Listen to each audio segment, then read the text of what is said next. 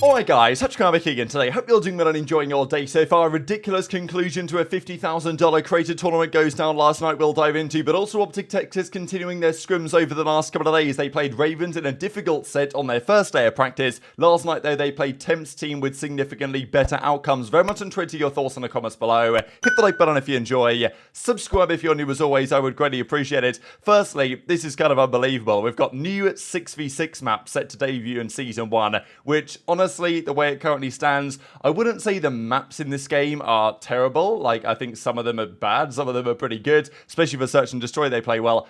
Right now, it's mainly the spawns that are causing problems for competitive play, so I don't really know if bringing new maps in is going to solve that issue. But here are 3 new maps. We have Greece, as we can see here, looks pretty nice. We have Rio, and then we have a map called Meat. Now, this is just spectacular, and, you know, unfortunately, it's meant to be quite a compact map. They say the Meat is pretty small, which is unfortunate. I was hoping for a pretty, you know, generously sized Meat here on this map, because, you know, then it would give it a better chance of being played for competitive. If it's tiny meat, it ain't looking so good. But yeah, so it's set in like some meat warehouse basically, and it opens a whole like load of doors to potential fun on the broadcast if Meat was to be played this season, which hopefully it will be, but I don't know if it's going to be viable.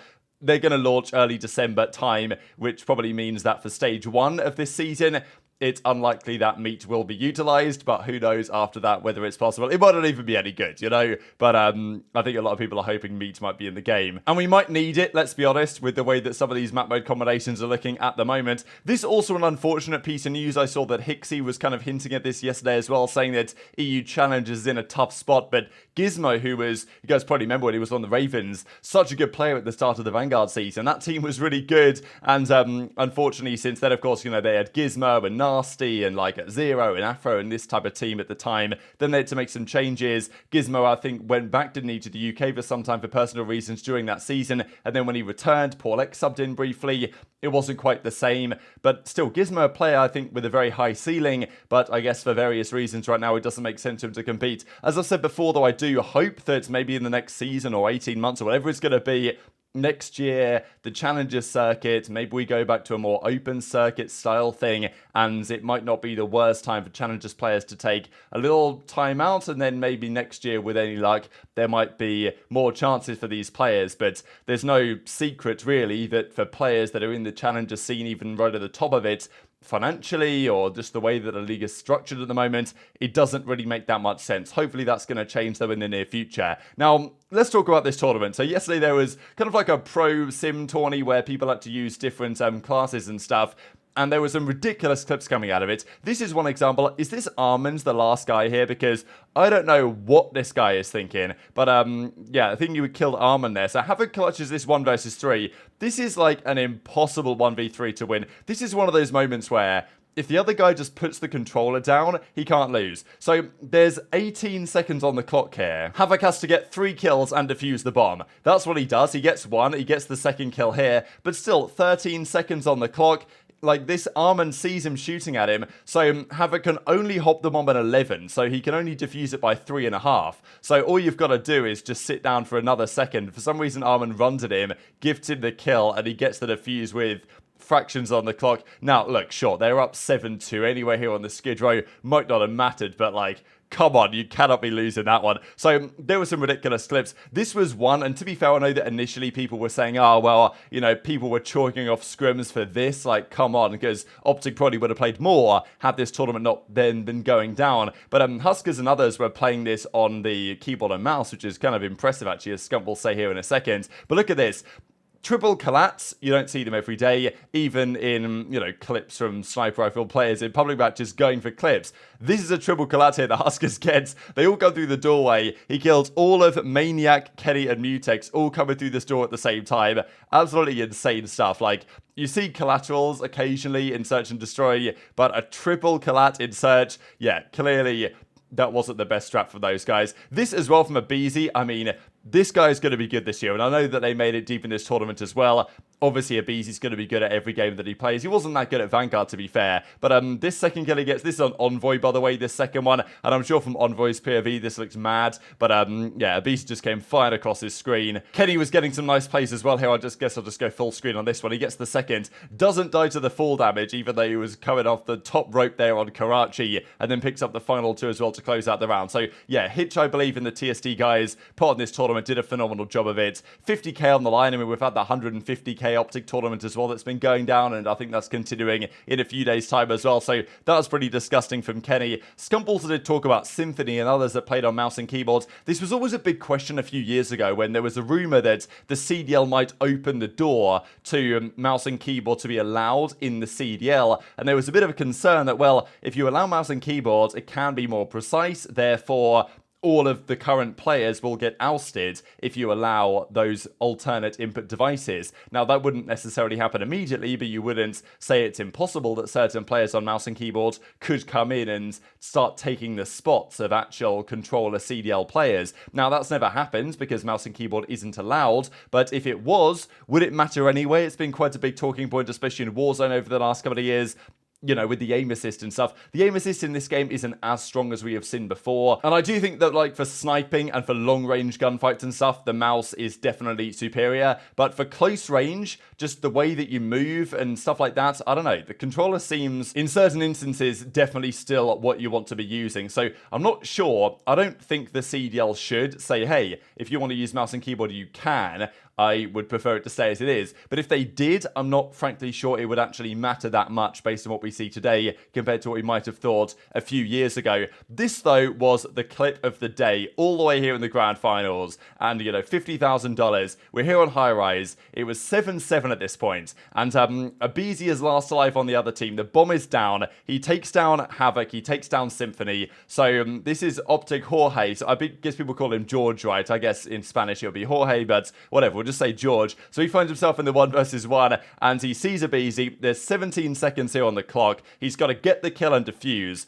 And he's up against aBeZy, you know. It's so cool how this worked out, being the fact that he was, you know, obviously on TST, one of the TST boys who helped organize this tournament, finds himself in the grand finals. Round 15, 1v1 against, you know, multi-time world champion. And he hits a mean slide cancel here on aBeZy to get the kill. I know aBeZy found himself in a bit of a tough spot because he was stuck in this elevator here and he thought, well, you know, I've probably got to get out of here because otherwise George has enough time to come and kill me. But yeah, what a mean little slide cancel he hit here on aBeZy. Like, this is as clean as it gets. Obviously, he had to chow. He had to go for the kill. But, you know, what a way to win that tournament. I think it was a 50k tournament. I think they maybe won 30k between them for the first place victory. But, yeah, awesome stuff. So that, of course, meant that the entire team of Symphony, Havoc, George, HyDra, and Noobs went on to win the tournament in the final. So, yeah, insane at round 15, bracket reset, ridiculous tournament. Well done to all these boys. And TST, of course, are putting on another great show. But the reason why there weren't as many scrims last night as there might have been was because of this tournament.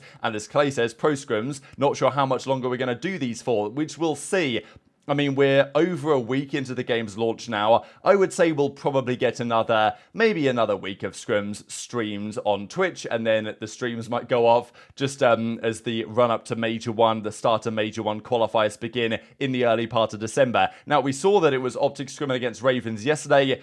For some reason, people were clowning on them pretty hard for losing here, but, you know, it shouldn't be a massive surprise playing a team on the very first day they've even practiced compared to playing a team that's been there for, you know, a week and has put in a lot of time already. Dashy did drop a chopper gunner, though, and I've got to say, his numbers from this stream or this scrim against Temp must have been pretty ridiculous, to be honest. This was one of the maps. So, no surprise that over time, give him a day, couple of days, OpTic started to improve, and they will continue to do so every time they play. I'm pretty sure they turned their streams off just because, not so that they wouldn't get roasted necessarily. Sure, the chat can get a bit toxic in their streams when they're losing, but I think mainly because so they can just focus 100%. That's generally the reason why the streams go off anyway, is so that, you know, when you're streaming, you're looking at the chats, you're not 100% focused on improving and learning the game, especially when they need to learn a lot at the moment.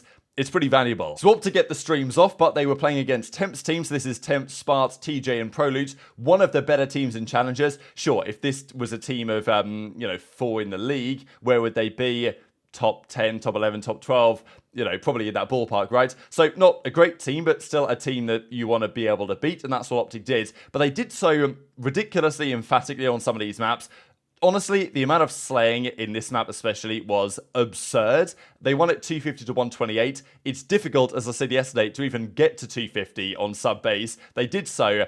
They outside, well, let's just tally this up. So Kenny was 32 in 19s, that's plus 13. Shotzzy was plus 12, that's plus 25. Dashy was 39 in 21, so that's plus 18. So what are we, plus 43? And then Pred was plus 6. So yeah, they outslayed by 49 kills, almost 50 kills, which is just so ridiculous. And sure, when you outslay by 50, maybe you should be putting them at the 100-point club, but it is what it is. This was another screenshot here on the Skid Road that they won 250 to 206, and you gotta say, basically every map that I watched, like, Dashy was cooking. Like, honestly, it's kind of absurd. And I'm interested just to see the way that OpTic structure their hill time as well. Just because Pred had 25 seconds here. What did he have on this other map? He had 6 seconds. Yeah, so this is probably what we will see. And actually, Shotzzy, a lot of hill time here. It feels like, I think the same with aBeZy actually on FaZe. The SMGs are doing quite a lot of the hill soaking, which kind of makes sense. Maybe on this game, get your SMG in the hill. The AR needs to sit slightly further back or in a different spot. I guess we'll see how the meta evolves. But typically, one of the SMG players can go rogue and do what they like. And that is always going to be Pred. You know, you don't want Pred sitting in the hill. You want him roaming around getting all the kills. That's how I would structure the team. And that seems to be how OpTic is structuring the team as well. Because Pred had 25 seconds on this map and they won. He had 6 seconds on the other map and they won even more comfortably. So hill time is not Pred's strong suit, but it doesn't need to be. And yeah, so they eventually won this one 3-1. They won the Skid Row, won the sub base emphatically. The invasion was the other way. Temp won that one, or Team Temp won that one, and then Karachi was 250, 182. So, you know, still, after one extra day of practice, they play a set here against Temp's team, and they do significantly better. So not a massive surprise, but still good to see the teams progressing as you might expect. Clay's been pretty happy about it as well. Also worth noting that Real, their Spanish player, is not even in the States yet. He's still playing from Spain on ping, and the fact that they've done as well as they have done with that situation is pretty impressive, all things considered. And as Clay says, feel like this game really suits my playstyle, so he's excited for the season to come, which is pretty cool stuff. Before we close out though, I've got to talk about BPL. It officially launched yesterday. EasyMac has done so much work making this happen, making the Discord bot work, ensuring that it was all going to run smoothly, and it's been awesome to see how it's gone so far. So it's kind of like 8s, but they go into the Discord, they say, all right, I want to play. It drafts the team for them, and then it will track the winners, the losers, and the relative ELO scores. So if you guys are unfamiliar with the info on this, this is just a quick little, deck slide or whatever, showing what's going to be happening. And it started yesterday, and then next week, and then the week after, there's going to be like Friday night fights where there's going to be bonus ELO, and the top pros then get ranked into kind of show matches and stuff like this. That's going to be a big one. And of course, there were some good clips going around here. For example, right, Pred gets this first kill, and then 180 spins on Parasite with kind of like the trademark Pred drop shot on this game as well. Drazah, as you'd expect, like, look, my money going into this would have been on Drazah to win. And that is kind of how it looks so far. He started off 3-0 yesterday. He played, I think, 7 series. Yeah, here we go. So this is the current real-time breaking point leaderboard. Let me just refresh to make sure it is fully real-time. Yeah, here we go. So Drazah's currently #1 with the highest MMR, like the ELO score, basically. So at the end of the couple of weeks, the prizes will be distributed as such. So Drazah's played the most games by quite some margin. 5 wins, 2 losses. Vivid second place. But, it's obviously very early days here, right? But it's good to see lots of people getting involved on day one. So very much interested to your thoughts on all this stuff in the comment section below. Hit the like button if you enjoyed. Subscribe if you're new. Take care. And I'll see you next time.